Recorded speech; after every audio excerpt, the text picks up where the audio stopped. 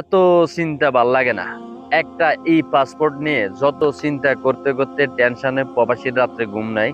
আমার ই পাসপোর্ট করতে কি কি কাগজপত্র লাগছে, আমার মায়ের নামে বলছিল, ঠিকানা বলছিল, আমার বন্ধুর নামে বলছিল, মালুমাত হয়েছে না না হয়েছে, এবং কি আকামা হয়েছে না না হয়েছে, এবং কি কি কাগজপত্র লাগছে, এবং ছোট মহাচাচার বিষয়তে বর্তমানে আসলে কত টাকা লাগে, সব মিলিয়ে বিস্তারিত আজকের এই ভিডিওটা।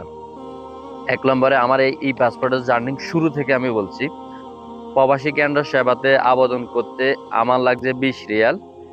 আমার মোট যে কাগজপত্র লাগছে, এমআরবি পাসপোর্টের ফটোকপি, আমি যেহেতু জন্ম নিবন্ধন আর এনআইডি কার্ড হুবহু ব্যাগ আমি এনআইডি কার্ড দিয়ে বানাইছি। আপনারা যদি আগে জন্ম নিবন্ধন দিয়ে বানায় থাকেন তাহলে জন্ম নিবন্ধন দিয়ে বানাবেন, অথবা এনআইডি কার্ড দিয়ে যদি মিল থাকে এনআইডি কার্ড দিয়ে বানাবেন। আর যদি জন্ম নিবন্ধন দিয়ে বানাইছেন কিন্তু জন্ম নিবন্ধন মিল নাই, এ, জন্ম নিবন্ধন সংশোধন করে বানালে আপনার উপকার হবে। এনআইডি কার্ডের ফটোকপি অথবা জন্ম নিবন্ধনের ফটোকপি, মূল আকামার ফটোকপি, এবং কি মূল পাসপোর্টের ফটোকপি। আর অনলাইনে যে আবেদন করবেন ওই আবেদনের ফটোকপি।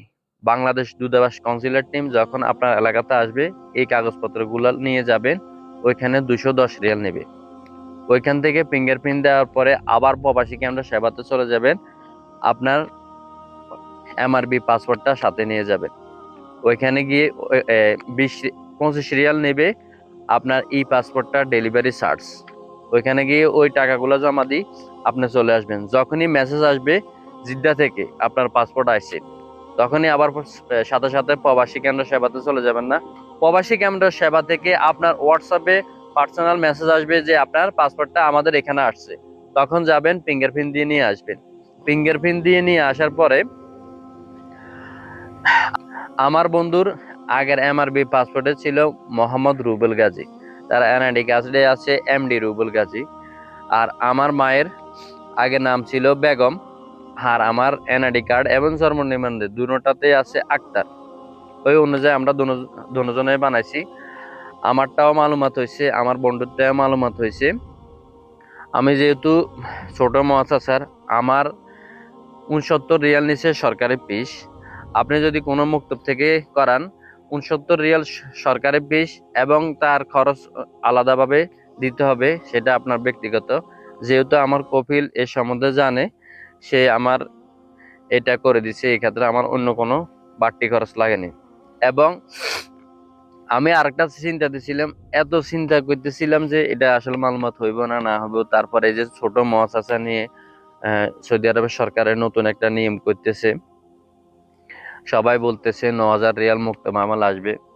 তো মানে বিশ্বাস করি, অর্ধেক বিশ্বাস করি না।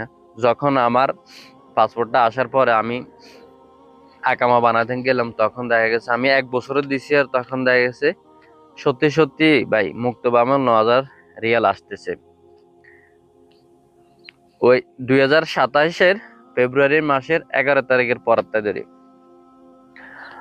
তারপরে আমি 3 মাসের আকামা বানাইছি, মুক্তা মামল নিচে 25 রিয়াল, আর রসুম খরচ 163 রিয়াল। এই হলো খরচ। আলহামদুলিল্লাহ, অবশেষে এই পাসপোর্টের জার্নি শেষ হয়ে একটু মানে রিল্যাক্স লাগে। সবাই ভিডিওটা শেয়ার করে দিবেন, অন্যকে দেখার সুযোগ করে দিবেন। আসসালামু আলাইকুম রহমতুল্লাহি আবরকাতুহ।